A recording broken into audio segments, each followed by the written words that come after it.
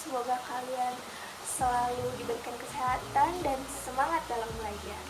Nah, sebelum pembelajaran dimulai, alangkah baiknya kita berdoa terlebih dahulu. Ibu pimpin ya, berdoa dimulai.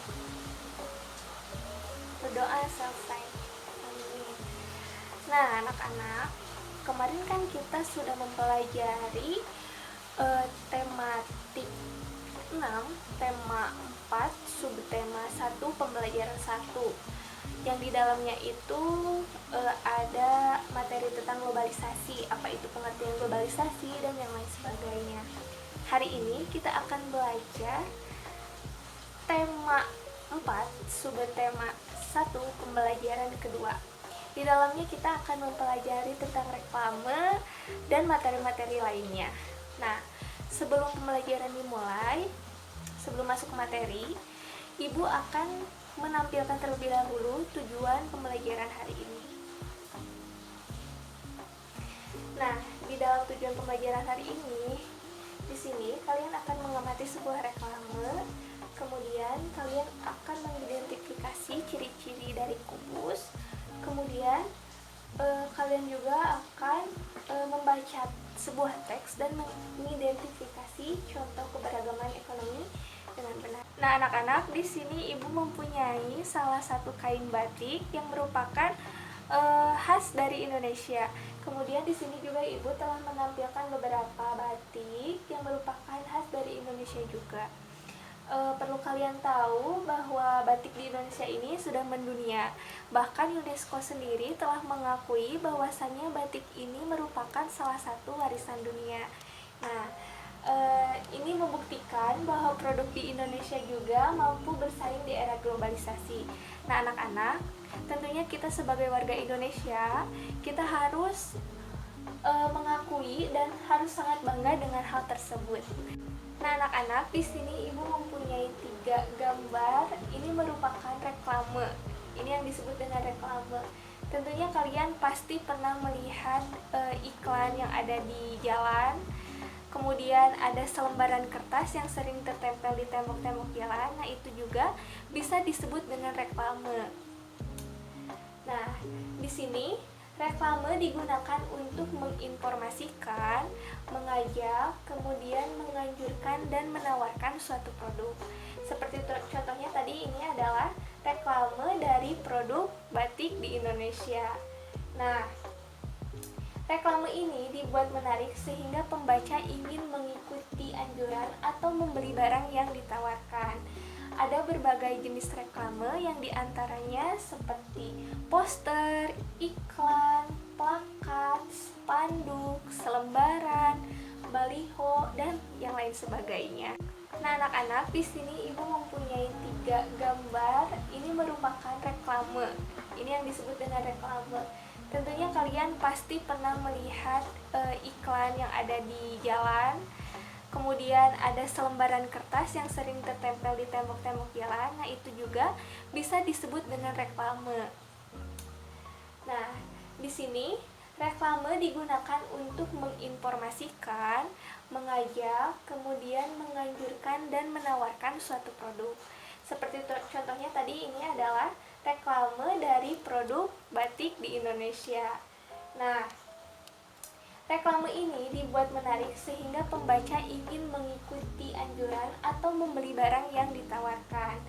Ada berbagai jenis reklame yang diantaranya seperti poster, iklan, plakat, spanduk, selembaran, baliho, dan yang lain sebagainya. Nah, anak-anak, reklame ini ada yang bersifat komersial dan ada yang bersifat non-komersial.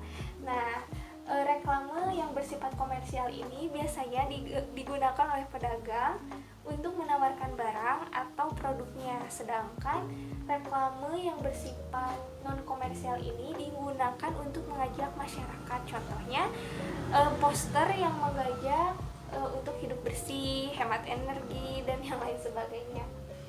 Setelah kalian tadi mempelajari dan memahami apa itu reklame, kemudian jenis-jenis reklame, dan hal-hal yang harus diperhatikan dalam membuat reklame, Di sini Ibu akan memberikan salah satu pertanyaan, yaitu apa saja jenis-jenis reklame. Nah, apakah ada yang mau menjawab? Oh iya, baik. Ikdam, tadi apa jawabannya? Nah, betul anak-anak. Tadi Ikdam menjawab bahwasanya jenis-jenis dari reklame itu seperti iklan, kemudian baligo, dan yang lain sebagainya. Tepuk tangan buat Ikdam. Anak-anak, di sini Ibu mempunyai beberapa contoh kemasan batik. Di antaranya ada kemasan yang berbentuk balok, ada yang berbentuk tabung, dan ada yang berbentuk kubus. Nah, kali ini kita akan belajar tentang kubus. Oke. Nah, gambar apakah ini? Ya, tentu. Ini adalah gambar kubus. Nah, kemudian di sini Ibu mempunyai tugas untuk kalian. Kalian boleh menggambarkan bentuk kubus di sini dan kemudian kalian cari dan jelaskan ciri-ciri kubus. Tuliskan di buku tugas kalian. Selanjutnya di sini Ibu mempunyai salah satu teks bacaan yang berjudul Sahabat Tak Terpisahkan. Nah, sebelumnya kalian boleh membaca dan memahami teks tersebut. Kemudian nanti Ibu akan memilih salah satu orang untuk mendeskripsikan teks bacaan, isi dari teks bacaan tersebut. Ya, kalian boleh memulai membaca dari sekarang. Ya, baik, setelah kalian memahami dan membaca teks bacaan yang berjudul Sahabat Tak Terpisahkan ini, tadi Ibu sudah berjanji memilih salah satu orang untuk mendeskripsikan isi dari teks bacaan Sahabat Tak Terpisahkan. Tadi Ibu melihat Melati sangatlah semangat membaca sampai-sampai yang lainnya belum selesai membaca, Melati sudah duluan selesai membaca. Nah, coba Melati coba jelaskan apa sih isi dari teks Sahabat Terpisahkan ini. Melati itu sangat tepat sekali di dalam teks bacaan yang berjudul Sahabat Tak Terpisahkan ini mengajarkan kita agar tidak mempunyai sifat sombong. Nah, tepuk tangan untuk Melati. Nah, anak-anak, selanjutnya Ibu akan mengulas kembali. Tadi kita sudah belajar tentang apa? Ya, betul sekali, tentang reklame, kemudian tentang kubus, dan kemudian tentang